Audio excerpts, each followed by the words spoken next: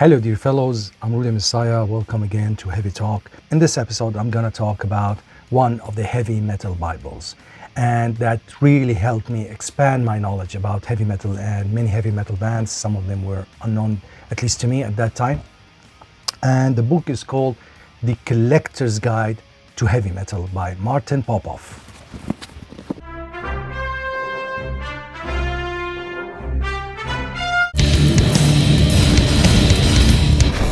As you can see here, it looks like an ancient script.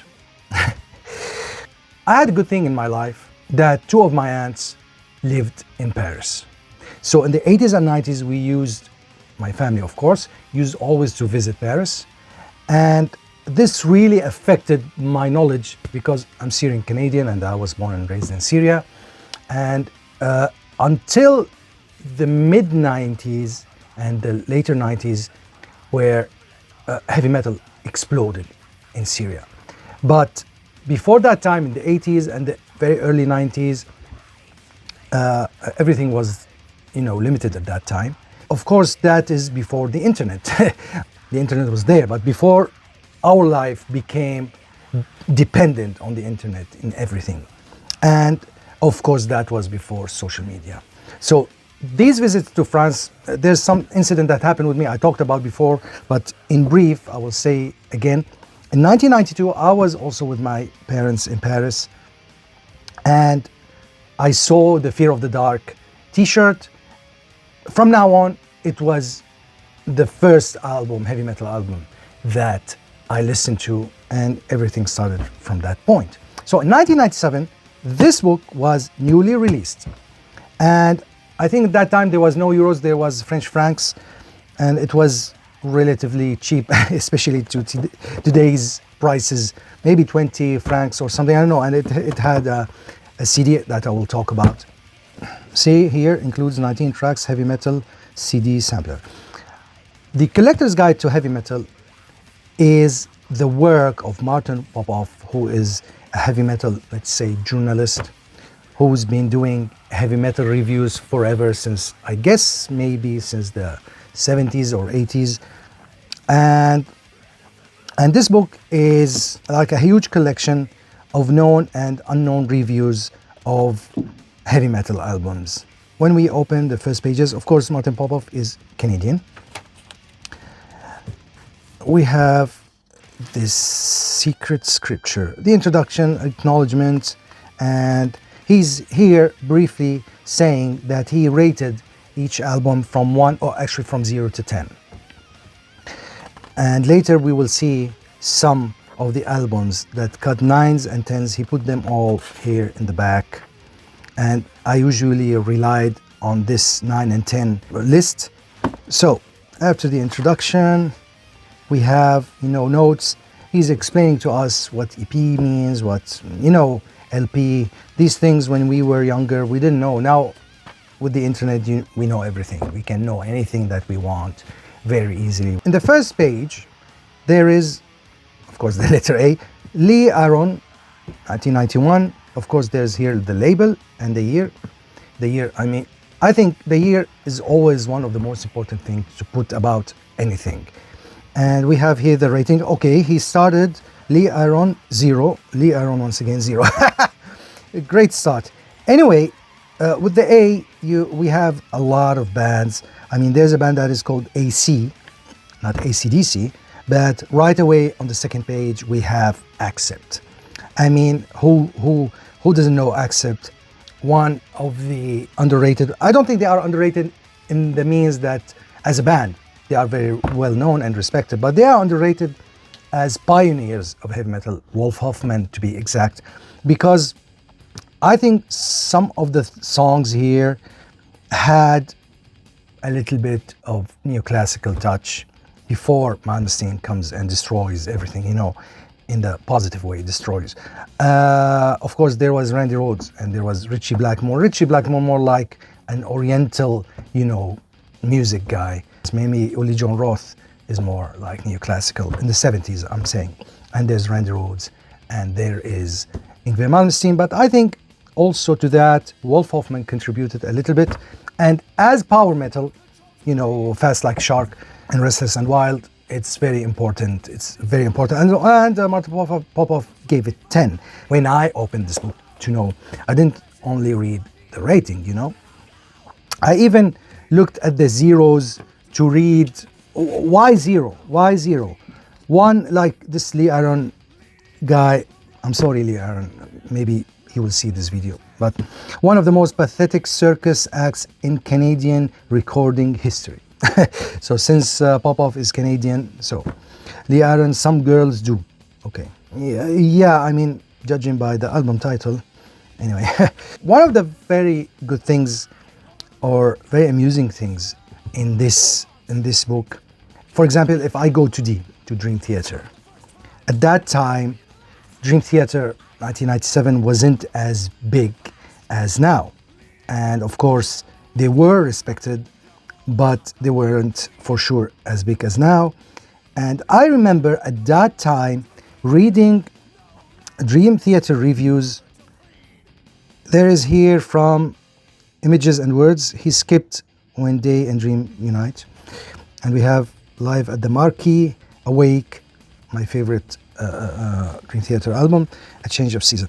So we have, like, if I want to go by the rating, Images and Words 7, Awake 6, because I mean this very, I can call it very hardcore progressive. I mean, Queensryche is progressive, but it had, the music of the band had a lot of traditional heavy metal elements. But here, Dream Theater is more like a very heavy version of Rush. So the guys were really, really long songs.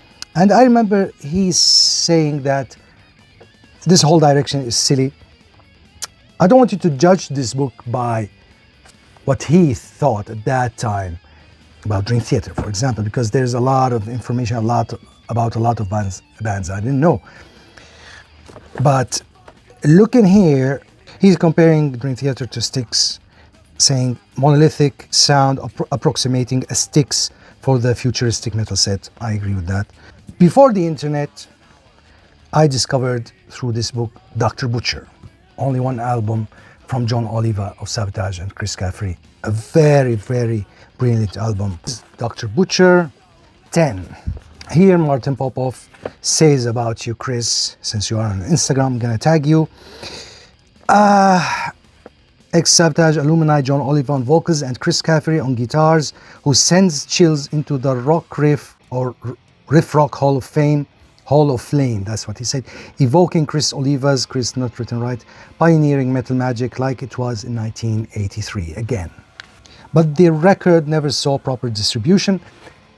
I learned about this record through this book. And I learned about Trans-Siberian Orchestra through this book. And I have learned about how great Danzig solo albums through this book. So if I want to go to Danzig, this guy loved Danzig, I love Danzig too. Danzig 4 is one hell of a record. Okay, now I know that Danzig 2 was produced by Rick Rubin. I didn't know that. I didn't notice that before. There's always good information in reading anything, you know. He's comparing Danzig to somehow to Elvis' performance and Jim Morrison. I agree.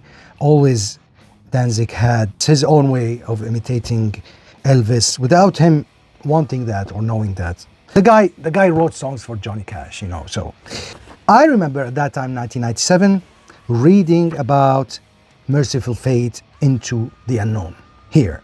Into the Unknown released through Metal Blade in 96. I don't know, I remember 97. Anyway, maybe that's why 97 I saw this here.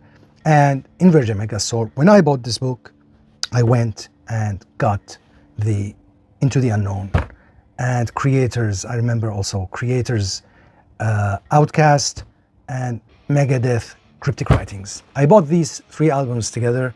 They all released between 96 and 97. And I think I read about all of these albums here in this book. Now I know, for example, I totally forgot that Meshuggah had an album before Destroy, Erase, Improve. I thought this is the debut album of Meshuggah, but through Nuclear Blast in 1994, they had An album called None? It's an EP. That's why I never heard of it. Though I don't remember, I surely read about it because I was introduced to Meshuggah through this book. Because, None has 9 and Meshuggah, Destroy, Erase, Improve has 10. And when I was going through this 9s and 10s, I can see here Meshuggah None, Meshuggah Destroy, Erase, Improve.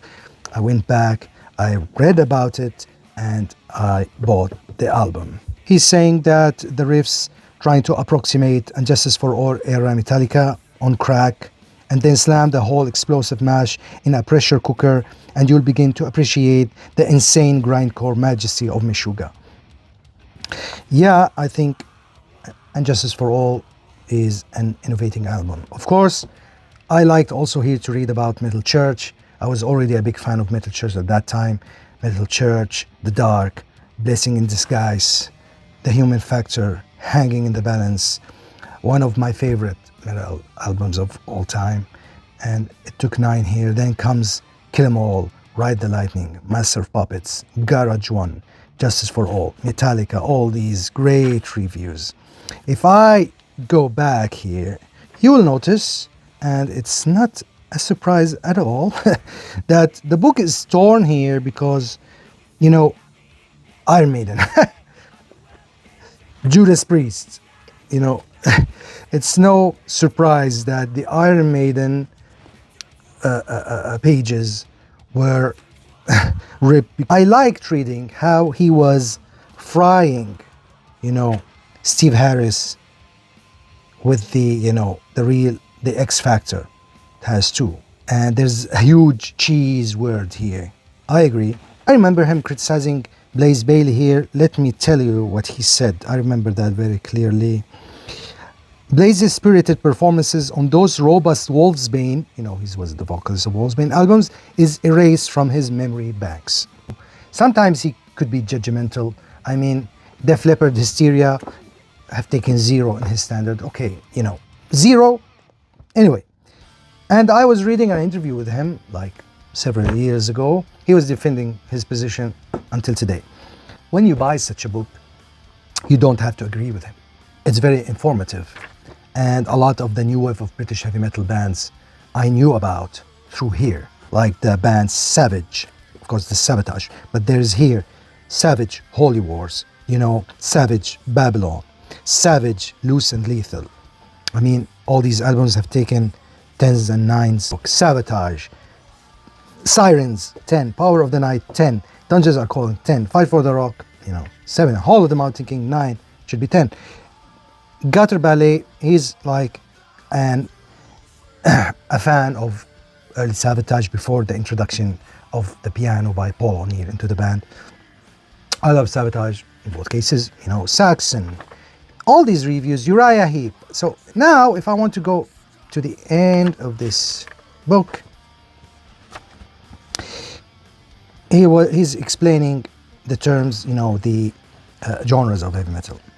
Black metal, goth metal, extreme metal, thrash. And he's doing the rock lists. For example, in his opinion, best albums of all time: Queen, Black Sabbath, Sabotage, Thin Lizzy, Renegade. Best debut albums, you have Alcatraz, you have Sabotage, Silence, you have Nirvana, Bleach. There's a lot of grunge here. Machine Head, Burn My Eyes, Van Halen.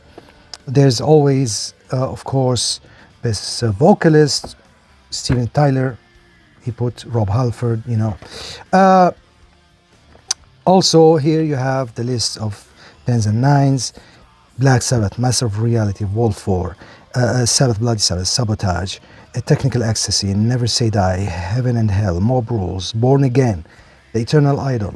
Born Again and The Eternal Idol, 2 underrated great albums for Black Sabbath. Cathedral, I knew about Cathedral through this book, and Diamond Head, no, I knew about that through Metallica, I guess. Dio, In Flames, The Jester Race by 1997. How many In Flames albums? But I have never read In Flames on this book. I didn't get introduced to In Flames by this book. So I would like to check what he said and how many albums here. There's only the Jester Race in this book. Is it the first In Flames album? I don't think so. He's saying, reminds me of the excitement of those mid-years Edge of Sanity and At the Gates, of course, At the Gates. I think this is before the term Swedish death metal was coined, you know. And if I look at the 9s and 10s, only 3 albums for Maiden took 9 and 10 are Killers, Peace of Mind, and Power Slave. Even, you know, The Number of the Beast took 8 in his standard. The Number of the Beast has 2 of my favorite Iron Maiden songs, or maybe my favorite Iron Maiden song, which is Hallowed Be Thy Name. But I would pick Power Slave, Killers, and Peace of Mind. I agree with him on that. I picked these 3 albums over Number of the Beast. Memento Mori, Rhymes of Lunacy. I was introduced to this rare album through this book. Sabotage, Ozzy, Pantera. The guy loves Pantera. There's a lot of, you know, Canadian and grunge works here.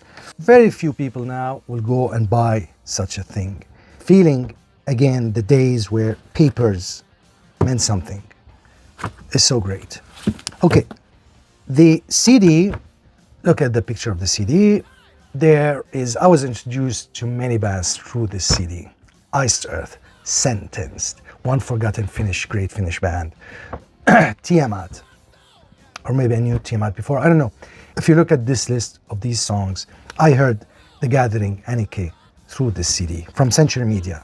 It was a very important label, Century Media, and you know, Nuclear Blast War in the 90s, the most important 2 labels, Peaceville maybe also.